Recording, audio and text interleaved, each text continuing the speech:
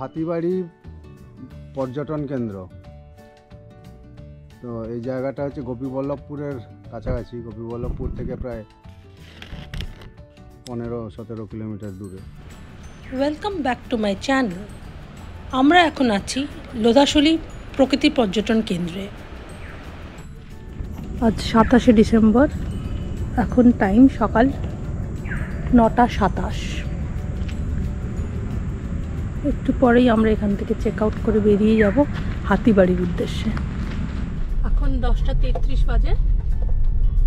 আমরা এখান থেকে চেক আউট করে হাতিবাড়ির উদ্দেশ্যে বেরিয়ে যাচ্ছি। এখানকার ডিটেলস আগের ভিডিওতে দেওয়া আছে। আমরা একটু এই প্রপার্টিটার ডান দিকে যাচ্ছি, তো ওইদিকে জঙ্গলটা কেমন একটু দেখার জন্য। আগের ভিডিওটির লিঙ্ক উপরের আই বাটন আর ডেসক্রিপশন বক্সে দেওয়া রইল। এই রাস্তাটিও সোজা গোপীবল্লভপুর গেছে, কিন্তু আমরা এই রাস্তা দিয়ে যাব না গোপীবল্লভপুর অবধি। কিছুটা এই রাস্তাটার সৌন্দর্য উপভোগ করে ফিরে আসব। জঙ্গল প্রায় 8-9 কিলোমিটার জুড়ে। বেশ খানিকটা এগোবার পর বাঁ দিকে এখানে একটি রিসর্ট দেখতে পেলাম, নাম অবসর। ভেতরে গিয়ে আর ডিটেলস নেওয়া হয়নি। বাইরে দেখুন, এখানে তার ফোন নাম্বার দেওয়া আছে, আপনারা চাইলে কন্ট্যাক্ট করে নিতে পারেন। এই রাস্তাটি সোজা গোপীবল্লভপুর চলে গেছে। এই সোজা লম্বা পিচ ঢালা রাস্তার দুপাশে ঘন সবুজ গাছের সারি। প্রকৃতি নিজেই হাত বাড়িয়ে যেন আশীর্বাদ করছে। সূর্যের আলো গাছের পাতার ফাঁক দিয়ে রাস্তায় এসে পড়ছে, এক মায়াবী পরিবেশ। আমরা এবারে ফিরে যাচ্ছি হাইওয়ের দিকে। যাওয়ার সময় ডান দিকে যে আপনাদের ফার্ম স্টেটা দেখিয়েছিলাম, ওটা পেরিয়ে আমরা এখন লোধাশুলি মেন মার্কেটে পৌঁছে গেছি। আমরা এখন হাইওয়ের ওপর। এখান থেকে আমরা সোজা গোপীবল্লভপুর যাব। খানিকটা এগিয়ে গেলেই ডান দিকে একটি রাস্তা দেখতে পাবেন, ওটা ঝাড়গ্রাম চলে গেছে। এখান থেকে ঝাড়গ্রামের ডিস্টেন্স প্রায় 17 কিলোমিটার। কিন্তু আমরা ঝাড়গ্রাম যাব না, আমরা সোজা স্টেট হাইওয়ের দিকে এগিয়ে যাচ্ছি। লোধাশুলি থেকে হাতিবাড়ি প্রায় 47 কিলোমিটার ভায়া গোপীবল্লভপুর। আরেকটা রুট হচ্ছে ভায়া ভরাগড়া, যেটার ডিস্টেন্স প্রায় 45 কিলোমিটার। এই জায়গাটির নাম ফেকো মোড়। বাঁ দিকে এখানে ডুলুং নদী। আমরা সোজা না গিয়ে এই বাঁ দিকের রাস্তা বরাবর গোপীবল্লভপুরের দিকে যাচ্ছি। সরডিহা দিয়েও যাওয়া যায়, কিন্তু এখান থেকে গেলে কাছাকাছি হবে। এখান থেকে আমরা বাঁ দিকে যাব। বাঁ দিকের রাস্তাটি সোজা গোপীবল্লভপুর চলে গেছে।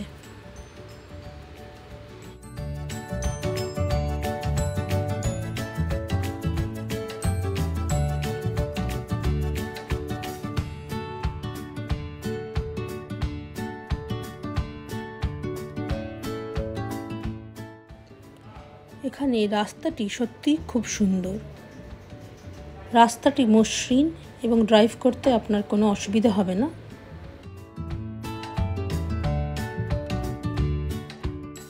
রাস্তার দুই পাশে সবুজ গাছপালায় ভর্তি।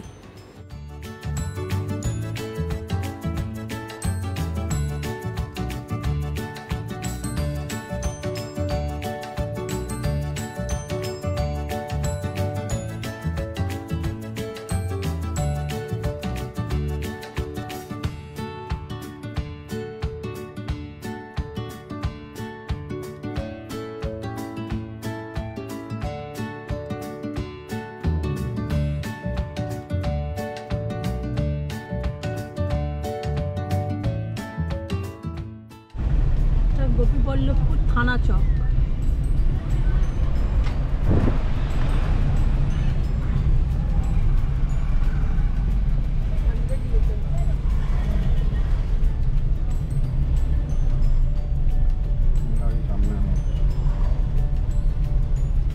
সামনের মোড়টা থেকে আমরা বাঁক নেব ডান দিকে।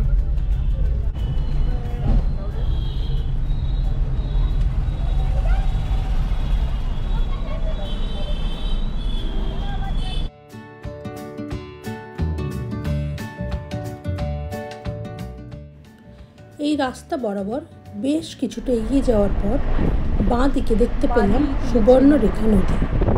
সুবর্ণরেখা নদী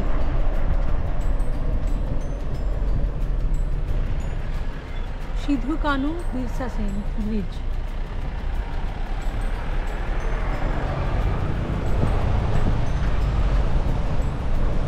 সুবর্ণরেখা নদী।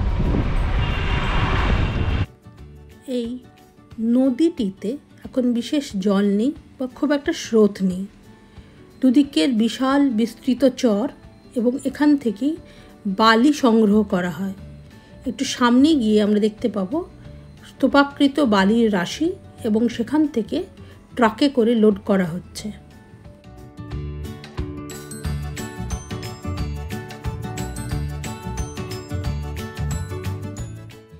নিজের রাজ্যে এইভাবে বেড়ানোর আনন্দই আলাদা।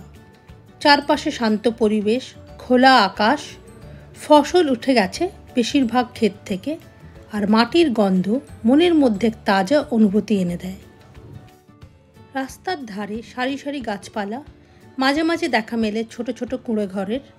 সব মিলিয়ে প্রকৃতির এক নির্ভেজাল রূপ যেন চোখের সামনে ফুটে ওঠে। যাত্রাপথে এই গ্রাম্য পরিবেশ মনকে প্রশান্ত করে তোলে এবং মনে হয় শহরের কোলাহল থেকে কিছু সময়ের জন্য মুক্তি পাওয়া গেছে। এই অভিজ্ঞতা সত্যি হৃদয় ছুঁয়ে যায়। খানিকটা এগোতেই এই মাঠের মধ্যে দেখলাম প্রচুর লোকজন জড়ো হয়ে আছে। স্বভাবতই আমাদের একটু কিউরিওসিটি জাগলো কি হচ্ছে দেখার জন্য। আমরা মাঠের দিকে আস্তে আস্তে এগিয়ে গেলাম। খানিকটা এগোতেই বুঝতে পারলাম এখানে মুরগির লড়াই হচ্ছে। জায়গাটির নাম বংশধরপুর, এখানে মুরগির লড়াই চলছে। এটা অনেক দিন থেকেই দেখার ইচ্ছে ছিল, কিন্তু সময় সুযোগ খুব একটা হয়ে ওঠেনি। মুরগির লড়াই আদিবাসী সমাজের এক প্রাচীন ও জনপ্রিয় খেলা। এই খেলা সাধারণত গ্রামীণ এলাকায় বিভিন্ন উৎসব বা হাটের মেলায় আয়োজিত হয়। দুটি শক্তিশালী মোরগকে বিশেষভাবে প্রশিক্ষণ দেওয়া হয় এবং তাদের মধ্যে লড়াই হয় এক নির্দিষ্ট ময়দানে। মোরগগুলির পায়ে ধারালো ফলা বাঁধা থাকে, যেটা দিয়ে সে অপর পক্ষকে আঘাত করে। যদিও অনেক সময় এই খেলায় মোরগের আঘাত লাগে বা মৃত্যু হয়, তবুও এটি অনেক আদিবাসী সম্প্রদায়ের মধ্যে ঐতিহ্যের অংশ হিসেবে এখনও টিকে আছে। বর্তমানে পশু নির্যাতনের কারণে এই খেলাকে নিরুৎসাহিত করা হলেও এটি আদিবাসী সংস্কৃতির একটি বিশেষ নিদর্শন।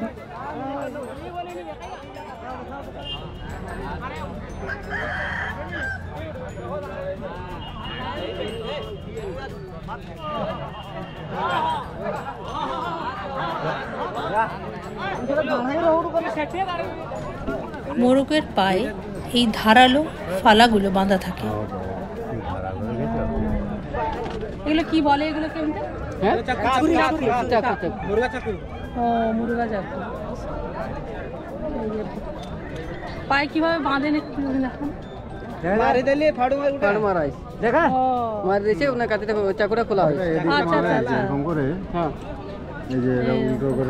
পেছন দিকে এরকম উঠে থাকে আর কি। আমরা ওড়িশা থেকে আসছি। ও আচ্ছা। মোরগ লড়াইয়ের পর কিছু আহত মোরগ এইভাবে পড়ে আছে এখানে। যে জিতেছে সেই এই মোরগগুলো নিয়ে যাবে। বংশীধরপুর ডুমরু চক। ডুমরু চকে মুরগির লড়াই দেখে আমরা এবারে সামনের দিকে এগিয়ে যাচ্ছি।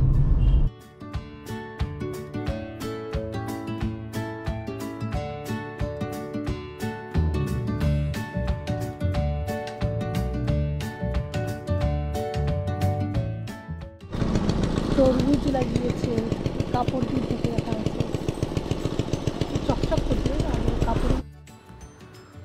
ওই যে দূরে মাঠের মধ্যে কাপড় ঢাকা, ওখানে তরমুজ চাষ করা হয়েছে। এর আগে আমি কখনো দেখিনি, এটা প্রথমবার দেখলাম। সামনে ওই যে দেখুন ডান দিকে, ওখানে বালি স্তূপ করে রাখা আছে। নদীর বালি এইভাবে বিভিন্ন জায়গায় স্ট্যাক করে রাখা থাকে এবং লোকাল ইউজের জন্য নেওয়া হয়।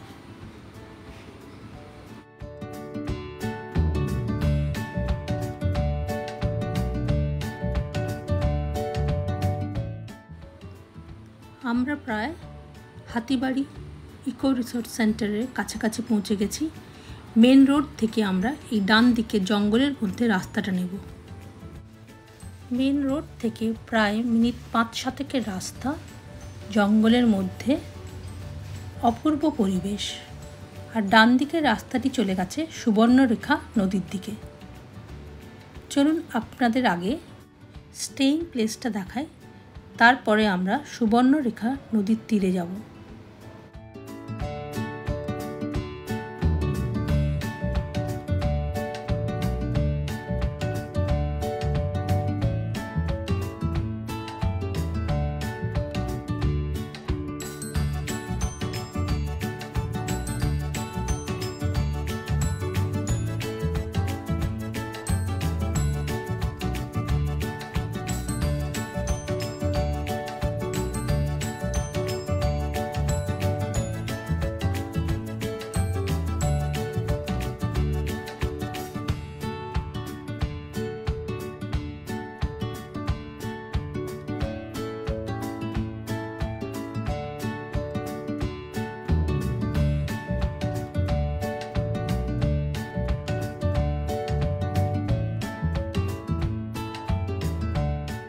এখন বাজে প্রায় 1:45, আমরা পৌঁছে গেছি।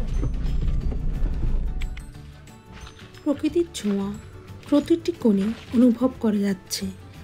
চারিদিকে ঘন সবুজ গাছপালা, ছায়াময় বনভূমি আর পাতা ঝরা মাটির পথ যেন এক স্বপ্নময় দৃশ্য সৃষ্টি করেছে। চলুন এগিয়ে যাই, সামনে ওই কটেজগুলি দেখা যাচ্ছে। রুমের মধ্যে চেক ইন করে আপনাদের ভেতরটাও দেখাচ্ছি। চলুন এগিয়ে যাওয়া যাক।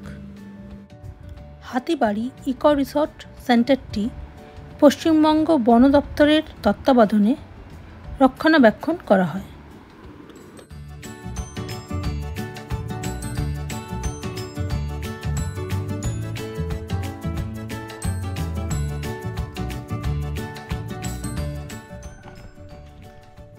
এখন প্রায় 1টা বাজে। চারদিকটা আগে দেখুন।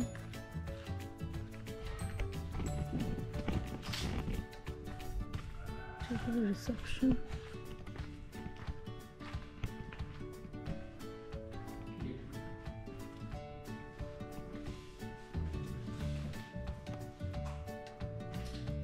ডাইনিং এরিয়া,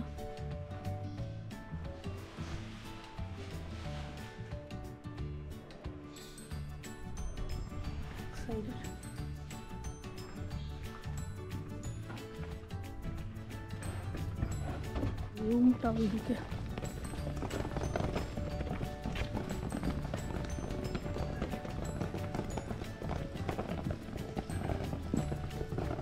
আপনি যদি প্রকৃতিপ্রেমিক হন, শহরের ভিড়ভাট্টা থেকে 2-1 দিন যদি নিরিবিলিতে সময় কাটাতে চান, তাহলে এটা আপনার জন্য একটি আদর্শ জায়গা। এখানে 2টো রুম আছে। এদিকে একটা কটেজ, আমাদের কটেজ।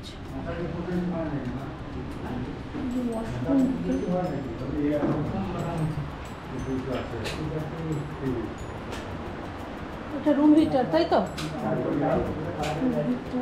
এখানে একটা কাভার আছে। গরমকালের জন্য এসিরও বন্দোবস্ত আছে।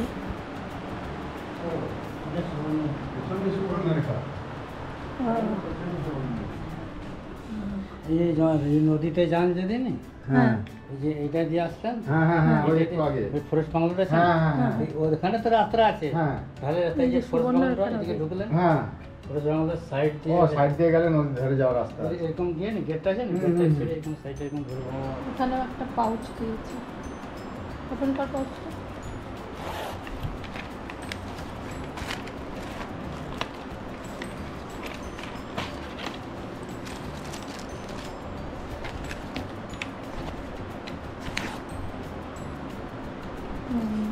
কিটের মধ্যে এই জিনিসগুলো দেওয়া আছে। এইদিকে আর একটা কটেজ আছে, এখানেও 2টো রুম। যেতে পারবো না, এই পেছন দিয়ে যাই। চল, খুব মনোরম পরিবেশ। ওটা সুবর্ণরেখা নদী।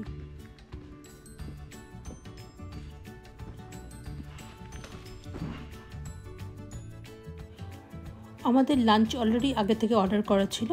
আমরা এখন ডাইনিং রুমে চলে এসেছি। পর্যটন কেন্দ্রে বসেছি।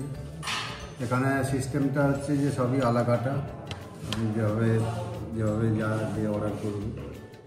আমরা মোটামুটি বাঙালি খাবারই নিয়েছি, বাসমতি চালের ভাত, স্যালাড, আলু ভাজা, একটা ফুলকপির তরকারি, ডাল, প্লেন ডাল আর মাছের ঝোল। এখানে টোটাল 4টে রুম, মানে 2টো কটেজ। দুপুরের লাঞ্চের জন্য আমরা 3 জনেই ছিলাম, আর কেউ ছিল না। লাঞ্চ কমপ্লিট করেই আমরা চললাম সুবর্ণরেখা নদীর পাড়ে। এখন সুবর্ণরেখা হেঁটে হেঁটে গেলাম, খুব একটা দূর নয়।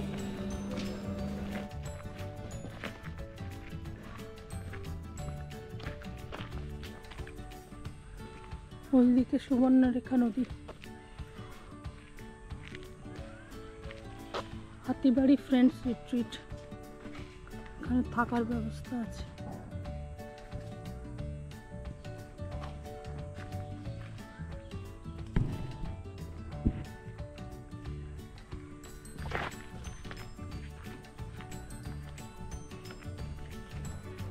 ওই রাস্তাটির নিচে নদীর পাড়ে নেমে গেছে।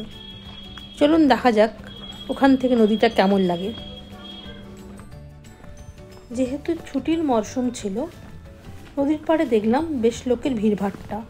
লোকাল লোকজন এসছে পিকনিক করতে এখানে।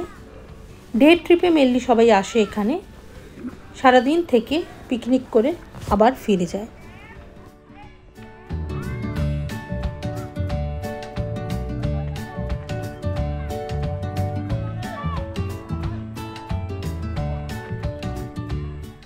ওই যে দূরে নদীর চর দেখতে পাওয়া যাচ্ছে,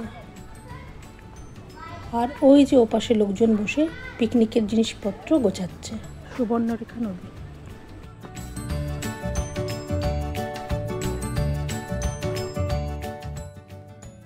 এখানে বেশ কিছু ডিঙি নৌকা দেখতে পেলাম। যারা এই নদীর পাড়ে এসছে তাদেরকে বিকেলের নৌকা ভ্রমণ করাচ্ছে। আমরা নৌকায় চড়িনি, পাড়ে বসে দৃশ্যটি উপভোগ করছিলাম। সুবর্ণরেখা নদীর তীরে বসে সূর্যাস্ত দেখার এক অপূর্ব অভিজ্ঞতা। নদীর শান্ত জলরাশি সন্ধ্যার আলোয় সোনালি রঙে ঝিলমিল করে উঠছিল। আকাশের লালচে আভা ধীরে ধীরে মিশে যায় নদীর বুকে, যেন প্রকৃতি নিজেই এক অসাধারণ চিত্রকর্ম এঁকে চলেছে। কিছুটা সময় বসে থাকার পর আমরা এবার ফেরার পথ ধরলাম। এখন রাত 10:18। এখানে বড় লাইট লাগানো আছে, পুরো জঙ্গলটাই আলোকিত হয়ে গেছে। আমাদের ডিনার কমপ্লিট হয়ে গেছে, আমরা একটু বাইরে ঘোরাঘুরি করছি। রাতের জঙ্গলের নির্জনতা এক অন্যরকম অনুভূতি নিয়ে আসে। দেখা যাচ্ছে জঙ্গলের মাঝখানে একটি রাস্তা, যার দুপাশে ল্যাম্পপোস্টের মৃদু আলোয় গাছেরা রহস্যময় ছায়া তৈরি করেছে। চারপাশ নিস্তব্ধ, মাঝে মাঝে কেবল রাতজাগা পাখির ডাক কিংবা পাতা ঝরে পড়ার শব্দ। এমন পরিবেশে জঙ্গলের রেস্ট হাউসে রাত কাটানো মানেই প্রকৃতির সঙ্গে গভীর এক সংযোগ অনুভব করা। গাছের পাতায় হালকা বাতাসের স্পর্শে আর দূরে কোনো অচেনা প্রাণীর সাড়া, সব মিলিয়ে এই রাত যেন এক রোমাঞ্চকর গল্পের প্রথম অধ্যায়। আজ 28শে ডিসেম্বর। আমি এখন দাঁড়িয়ে আছি হাতিবাড়ি ইকো ট্যুরিজম সেন্টারে। এখান থেকে আমরা একটু পরেই চেক আউট করে যাব। এখন সময় 10:15 ঘড়িতে। এখান থেকে সোজা আমরা যাব রামেশ্বরম মন্দির, যেটা গোপীবল্লভপুরে। রাস্তায় যেতে যেতে আর কি কি দেখতে পাই চলুন আপনাদের সেটাও দেখাবো। পরের পর্বে তার ডিটেলসটা থাকবে। এই ভিডিওটি যদি আপনাদের ভালো লেগে থাকে তাহলে চ্যানেলটিকে সাবস্ক্রাইব করুন আর ভিডিওটিকে লাইক এবং শেয়ার করুন। আগের পর্বের ভিডিওগুলো যদি না দেখে থাকেন তাহলে ডেসক্রিপশন বক্সে আর আই বাটনে লিংক দেওয়া রইল।